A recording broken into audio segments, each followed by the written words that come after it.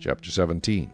You shall not sacrifice to the Lord your God a bull or a sheep which has any blemish or defect, for that is an abomination to the Lord your God.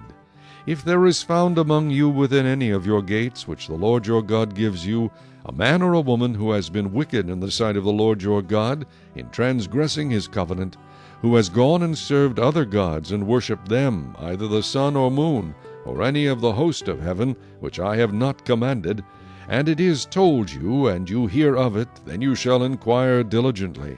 And if it is indeed true and certain that such an abomination has been committed in Israel, then you shall bring out to your gates that man or woman who has committed that wicked thing, and shall stone to death that man or woman with stones.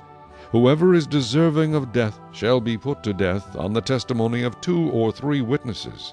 He shall not be put to death on the testimony of 1 witness. The hands of the witnesses shall be the first against him to put him to death, and afterward the hands of all the people. So you shall put away the evil from among you. If a matter arises which is too hard for you to judge, between degrees of guilt for bloodshed, between one judgment or another, or between one punishment or another, matters of controversy within your gates, then you shall arise and go up to the place which the Lord your God chooses. And you shall come to the priests, the Levites, and to the judge there in those days, and inquire of them. They shall pronounce upon you the sentence of judgment. You shall do according to the sentence which they pronounce upon you in that place which the Lord chooses. And you shall be careful to do according to all that they order you, according to the sentence of the law in which they instruct you, according to the judgment which they tell you, you shall do. You shall not turn aside to the right hand or to the left from the sentence which they pronounce upon you. Now the man who acts presumptuously and will not heed the priest who stands to minister there before the Lord your God, or the judge, that man shall die. So you shall put away the evil from Israel. And all the people shall hear and fear, and no longer act presumptuously. When you come to the land which the Lord your God is giving you, and possess it and dwell in it, and say, I will set a king over me like all the nations that are around me. You shall surely set a king over you whom the Lord your God chooses. One from among your brethren you shall set as king over you. You may not set a foreigner over you, who is not your brother.